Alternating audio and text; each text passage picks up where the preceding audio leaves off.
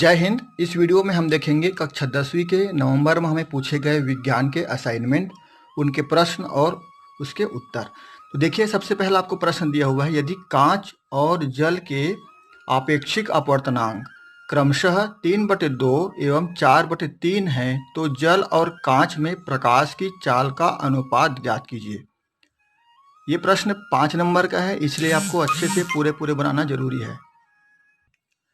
सबसे पहले हम लिख लेंगे कांच का अपेक्षिक अपवर्तनांक म्यू जी। अपवर्तनांक को हम म्यू से दर्शाते हैं, जी का मतलब है ग्लास, ग्लास यानी कांच। तो ये जो अपवर्तनांक है वो कांच के लिए है। तो म्यू जी बराबर आपको दिया हुआ है प्रश्न में, देखिए 3/2, ये हम लिख लेंगे यहाँ पर 3/2 है। जल का अपेक्षिक अपवर्तनांक दिया गया है आपको म्यू डब्लू, ये डब्लू का मतलब होता है वाटर यानी पानी। तो ये पानी का अपवर्तनांक बराबर आपको दिया हुआ है 4/3। कांच में प्रकाश की चाल को हमने मान लिया है वी जी मतलब ग्लास, या फिर बता दें आपको। और जल में प्रकाश की चाल है आपका वी डब्ल्यू, ये आप पहले लिख लेंगे। उसके बाद देखिए हम क्या करेंगे, कांच का अपवर्तनांक बराबर हम लिखेंगे निर्वात में प्रकाश की चाल बटे कांच में प्रकाश की चाल। तो निर्वात में प्रकाश की चाल कितना है ये आपको मालूम है पहले से, इसको हम सी से दर्शाते हैं। और कांच में प्रकाश की चाल को हम वहाँ मान चुके हैं वी जी। और म्यू जी क्या है, कांच का अपवर्तनांक है, ये दिया हुआ है आपको पहले से, कितना दिया है 3/2, यहाँ पर हम रख देंगे।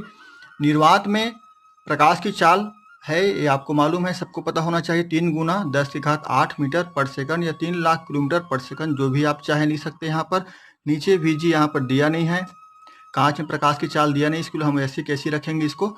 अब गणितीय विधि से इसको हल कर लेंगे तो क्या होगा, ये वी जी जो है इधर 3 के साथ गुना होगा और 2 इधर प्रकाश की चाल के साथ गुना होगा। ठीक है, तो चलिए 2 को इधर गुना कर दिए, यहाँ पर आ गया 2, और ये वी जी 3 के साथ गुना होगा। इस प्रकार से हम इसको लिख सकते हैं 3 वी जी बराबर, वी मतलब प्रकाश की चाल है कहाँ, ग्लास में, कांच में, और ये बराबर निर्वात में प्रकाश की चाल को 2 से गुना कर दिए। यहाँ पर ये 2 यहाँ गुना हो गया और वी जी यहाँ गुना हो गया। अब हम वी जी का मतलब निकालेंगे, यानी कांच में प्रकाश की चाल निकालेंगे तो क्या होगा, ये 3 नीचे आ जाएगा, यहाँ पर 2 × 3 × 10⁸ मीटर पर सेकंड बटे 3। आप चाहे 3 को यहीं पर काट सकते हैं, लेकिन हम यहाँ पर नहीं काटेंगे अभी, इसको मान लिया हम समीकरण 1। आगे जाके उसको हल करेंगे। अब पुनः हम जल का अपवर्तनांक ज्ञात करेंगे। जल के अपवर्तनांक को क्या माने हम, म्यू डब्लू बराबर, यहाँ पर देखिए निर्वात में प्रकाश की चाल कितना है, 3 × 10⁸ मीटर पर सेकंड, ये सर्वसत्य है, बटे वी डब्लू, ये क्या है, जल में प्रकाश की चाल, डब्लू मतलब वाटर यानी जल। अब ये आपको दिया हुआ है पहले से 4/3 बराबर, यहाँ पर हम लिख लेंगे 3 × 10⁸ मीटर पर सेकंड बटे वी डब्लू। अब इसको यहाँ गुना करेंगे 4 के साथ, 3 को इधर गुना करेंगे तो ये हो जाएगा 4 वी डब्लू, ये वी डब्लू है, बराबर 3 × 3 × 10⁸ मीटर पर सेकंड है, 3 यहाँ गुना हो गया, इसलिए यहाँ पर हम 3 लिखे हैं। अब इसको हल करेंगे, वी डब्लू बराबर हो जाएगा 3 × 3 × 10⁸ मीटर पर सेकंड, ये पर सेकंड है, बटे 4, ये हो गया समीकरण हमारा 2। अब क्या करेंगे, ध्यान से देखिए, चूंकि आपको जल और कांच में प्रकाश की चाल पूछा गया, तो जल को पहले पूछा गया, इसलिए हम ऊपर लिखेंगे उसको, समीकरण 2 को समीकरण 1 से भाग देने पर। तो जल को ऊपर लिखेंगे, ये वी डब्ल्यू यानी वाटर, जल का है ये, और वी जी मतलब कांच का है। तो हम कहाँ पर लिखेंगे, जल का ऊपर लिखेंगे और कांच का नीचे लिखेंगे, तो ये ऊपर नीचे लिख दिया। अब इसका मान वी डब्ल्यू का मान रखेंगे यहाँ पर, ये है 3 × 3 × 10⁸ मीटर पर सेकंड बटे 4, और वी जी का मान है 2 × 3 × 10⁸ मीटर पर सेकंड बटे 3, इसको लिख लेंगे। अब देखिए क्या होगा, यहाँ पर ये ऊपर देखिए 3 × 10⁸, यहाँ से 3 × 10⁸, और यहाँ पर 3 × 10⁸ मीटर पर सेकंड कट जाएगा, बचेगा क्या, यहाँ पर 3/4 बचेगा ये, और नीचे क्या बचेगा, 2/3 बचेगा। ठीक है, वी डब्ल्यू बटे वी जी बराबर क्या बचा, 3/4 पूरे का बटे 2/3। अब आप जानते हैं गणितीय विधि में क्या होता है, यदि हम इसको हल करें तो ये पलट जाता है, ऊपर 3 ऊपर चला जाएगा, 2 नीचे आ जाएगा, और भाग का जो चिन्ह यहाँ पर बट्टे का चिन्ह है वो गुना में बदल जाएगा। तो बदल गया ये, अब इसको गुना करते 3 × 9 और 4 दूनी 8। तो यही है प्रकाश की चाल पानी में और प्रकाश की चाल कांच में, दोनों का अनुपात 9:8 आएगा। ये आपका उत्तर है। इसको पूरा आप बनाएंगे, 5 नंबर का सवाल है। आप चाहें तो अपने शिक्षकों से भी सलाह ले सकते हैं, आप अपने पुस्तक का भी सहयोग ले सकते हैं, और इससे भी बेहतर यदि आप बना सकते हैं तो उसको भी बनाने का प्रयास करें। ये सिर्फ आपके सहयोग के लिए, मार्गदर्शन के लिए है। अब देखते हैं प्रश्न क्रमांक 2। प्रश्न क्रमांक 2 कहता है, अयस्क के सांद्रण की किन्हीं 2 विधियों को सचित्र लिखिए। तो हम इसको चलिए लिखते हैं। उत्तर, अयस्क सांद्रण की 2 सचित्र विधियां निम्न हैं। कौन कौन सा? पहला हम लिए हैं गुरुत्व पृथक्करण विधि। इस विधि में क्या होता है? इस विधि में महीन पीसे अयस्क को पानी की तेज धारा में खलबलाते हैं, जोर से पानी गिराते हैं उसको, जैसे हम बाल्टी में पानी डाल देते हैं ना कोई चीज़ में, वैसे ही जोर से डाल देते हैं पानी को, धकेल के उड़ेल देते हैं कहना चाहिए।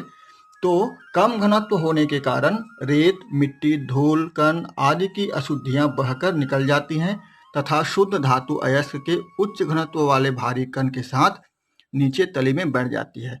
बरसात होती है तो आप देखते हैं आपकी गली में मिट्टी कण, धूल के कण और पैरा भूसा ये सब बह के दूर चला जाता है, लेकिन रेत के जो बड़े बड़े कण होते हैं आपके घर के पास ही जम जाता है। ठीक वही विधि है, प्राकृतिक विधि है, जिसका उपयोग यहाँ पर किया गया है गुरुत्व पृथक्करण विधि के रूप में।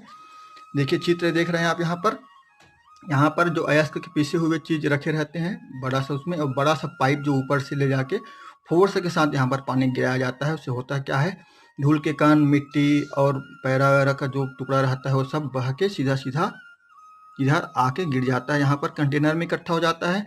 और जो भारी कण होते हैं अयस्क के, वो यहाँ पर जो कर्व जैसे दिख रहे हैं आपको, ये यहाँ पर जगह, यहाँ पर जगह, यहाँ पे वो रुक जाता है और ये भर जाता है। बाद में इसको बंद करके अलग कर लेते हैं, फिर वही प्रोसेस को बार बार किया जाता है। तो इसको गुरुत्व पृथक्करण विधि हम कहते हैं। देखिए कम घनत्व वाले अशुद्धियाँ यहाँ पर आके जम जाती है। ये सारी चीज़ें आपको लिखना है अच्छे से और चित्र बनाना है।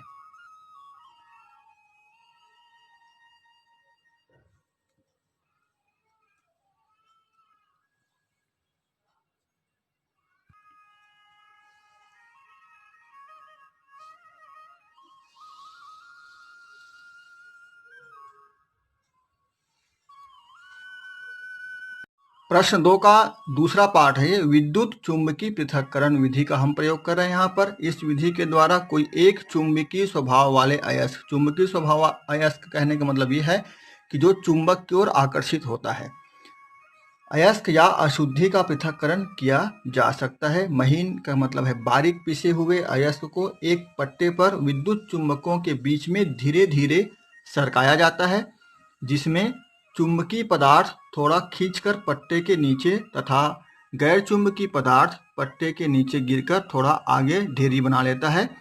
इस विधि से लोहे के ऑक्साइड अयस्कों का सांद्रण किया जाता है। देखिए चित्र यहाँ पर दिया हुआ है बहुत सुंदर ढंग से आपको।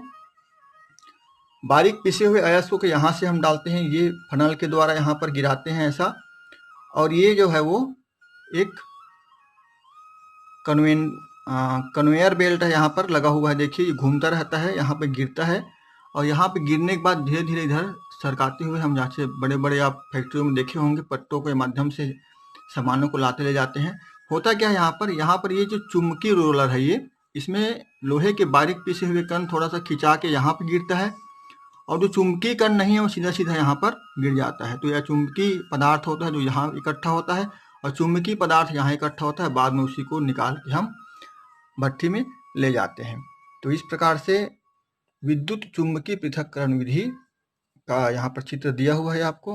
बहुत अच्छे से चित्र को बनाइएगा और अपने पुस्तक से मिलान करके हो सके तो और अच्छे से लिखने का प्रयास कीजिएगा। वैसे बहुत अध्ययन के बाद और सोच समझ कर ये वीडियो आपके लिए बनाया जा रहा है। किसी प्रकार की कन्फ्यूजन नहीं है, लेकिन फिर भी आप अपने शिक्षकों का जरूर मार्गदर्शन लें, ये आपके मार्गदर्शन के लिए है। चलिए आगे बढ़ते हैं प्रश्न क्रमांक 3 की ओर।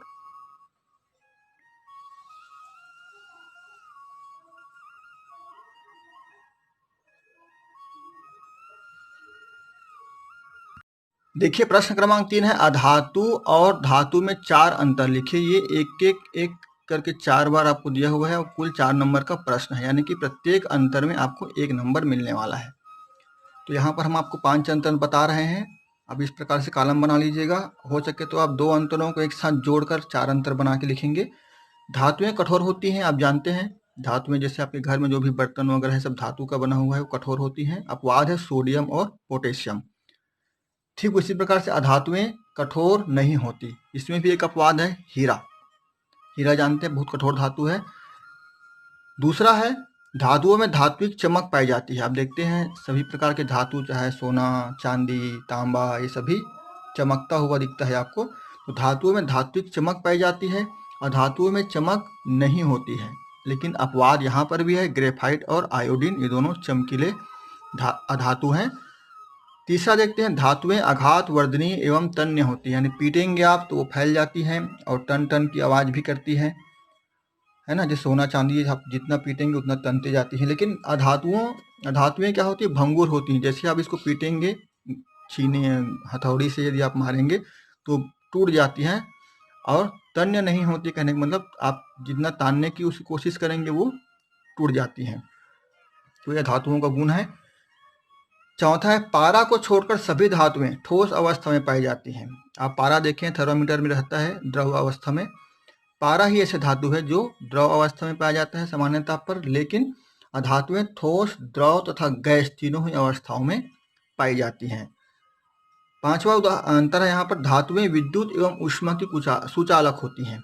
धातुएं विद्युत एवं ऊष्मा की सुचालक होती हैं, इसीलिए धातुओं से ही हम बिजली के उपकरण तैयार करते हैं। जैसे वायर वगैरह में जो लगा तांबा लगा रहता है आप देखे हैं। अधातुएं विद्युत और ऊष्मा की कुचालक होती हैं। अपवाद ग्रेफाइट और आयोडीन को छोड़कर। ग्रेफाइट के बारे में आप जानते ही हैं, बैटरियों में ग्रेफाइट लगाया जाता है। ये विद्युत के सुचालक हैं, लेकिन आमतौर पर अधातुएं विद्युत और ऊष्मा की कुचालक होती हैं। अपवाद है ग्रेफाइट और आयोडीन। इस प्रकार से इन सभी अंतरों को आप समेकित करके लिखेंगे। 4 पॉइंट में लिखेंगे आप। यहाँ हम 5 पॉइंट बता दिए हैं आपको। आप चाहें तो 2 पॉइंटों को एक साथ जोड़कर 4 पॉइंट बना सकते हैं। प्रत्येक अंतर में आपको 1 नंबर मिलेगा। इस प्रकार से 4 नंबर के प्रश्न है। पूरा हल करेंगे, अच्छे से हल करेंगे, साफ सुथरा लिखेंगे, आराम से लिखेंगे, हड़बड़ी कोई नहीं है। चलिए देखते हैं प्रश्न क्रमांक 4। प्रश्न क्रमांक 4 है द्रव अधातु का नाम व संकेत लिखकर अधातु के 3 रासायनिक गुण लिखिए। इसमें देखिए आधा नंबर प्लस 3 नंबर बराबर कुल मिला के 4 दिए है, यानी कि अधातु का नाम लिखने के लिए आधा नंबर और संकेत लिखने के आधा नंबर और बाकी 3 जो है वो उनके गुण लिखने के लिए हैं। चलिए लिखते हैं। द्रव अधातु का नाम हम लिख रहे हैं पर ब्रोमीन। अधातु का संकेत है Br, इसका परमाणु क्रमांक यहाँ पर 35 दर्शा दिए हम। ब्रोमीन आवर्त सारणी के सप्तम मुख्य समूह का तत्व है और सामान्य ताप पर केवल यही अधातु द्रव अवस्था में रहती है। ठीक है। अधातु के 3 रासायनिक गुण निम्नलिखित हैं। कौन कौन से हैं देखिए। अधातुएं प्रायः जल के साथ प्रतिक्रिया नहीं करते, पहला ये गुण है। दूसरा गुण है अधातुएं अम्लों में से हाइड्रोजन गैस को पुनः स्थापित नहीं करती हैं। और तीसरा इसका गुण है अधातुएं अम्लीय अथवा उदासीन ऑक्साइड बनाते हैं। तो ये है इनका 4 नंबर का प्रश्न है। आप चाहें तो और ऐड कर सकते हैं पुस्तक से देखकर।